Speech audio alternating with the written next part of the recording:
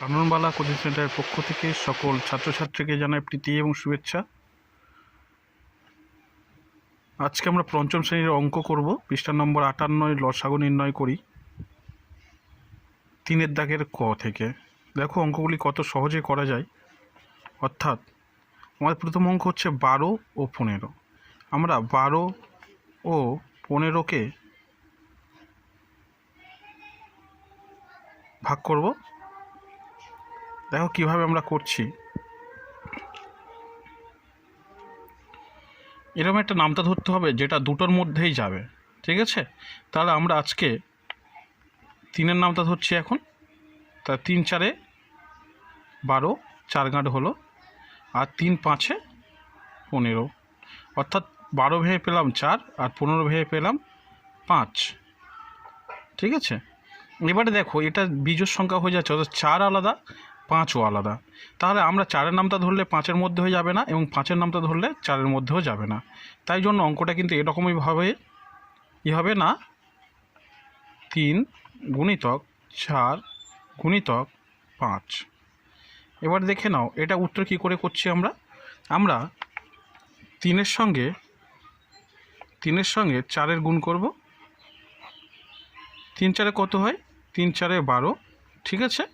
এবার এই যে 3 আর 4 12 গুণ করলাম, এরপরে কি হবে না, আরেকটা সংখ্যা পড়ে আছে 5, তাহলে সেটাকেও গুণ করতে হবে 5, ঠিক আছে?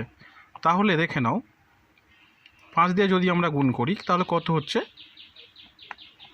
5 দুগুণে 10, 10 0, হাতে 1, 5 1 5 আর 1 6, তাহলে কত হলো না 60। তার নির্ণয় উত্তর কত বেরোলো? 60।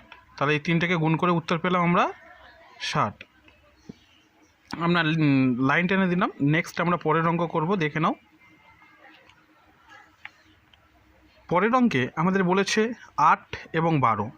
তাহলে আমরা 8 বসালাম এবং 12 বসালাম। একই রকম করবো, এরকম একটা নামতা ধরবো যেটা দুটোর মধ্যেই যাবে। তাহলে আমরা এক্ষেত্রে 2-এর নামতাও ধরতে পারি, ঠিক আছে?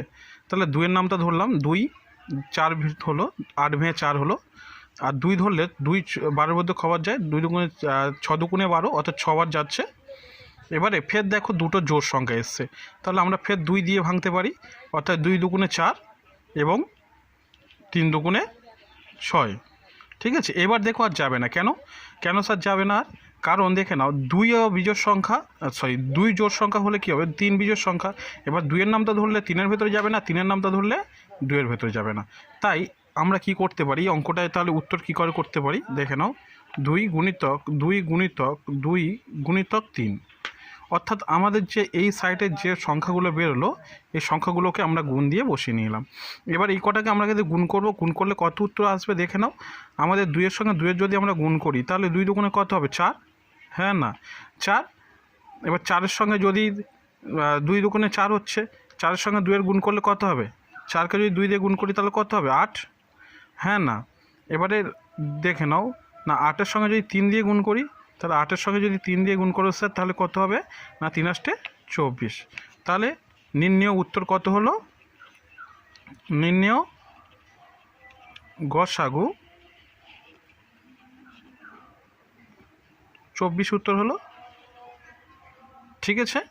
আমরা চলে যাচ্ছি আমাদের পরের অঙ্ক, দেখে নাও। আমাদের পরের অঙ্ক হলো 12 এবং 16। এই 12 এবং 16 এই অঙ্কটাকে যদি আমরা করি তাহলে পাবো কত দেখা যাক না। 12 এবং 16, এবারে দেখে না দুটো কিন্তু জোড় সংখ্যা, অর্থাৎ আমরা 2 দিয়ে তাহলে ভাঙতে পারি।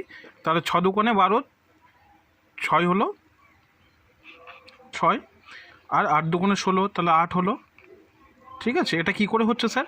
2 দিয়ে কিন্তু 12কে যদি ভাগ করে তাহলে 6 হবে, 2 দিয়ে যদি 16কে ভাগ করে তাহলে 8 হবে। এবারে দেখে নাও আমাদের যেহেতু দুটো জোড় সংখ্যা বেরিয়েছে, তাহলে আবার আমরা 2 ধরতে পারি, ঠিক আছে? তা 2 ধরলে কত হবে?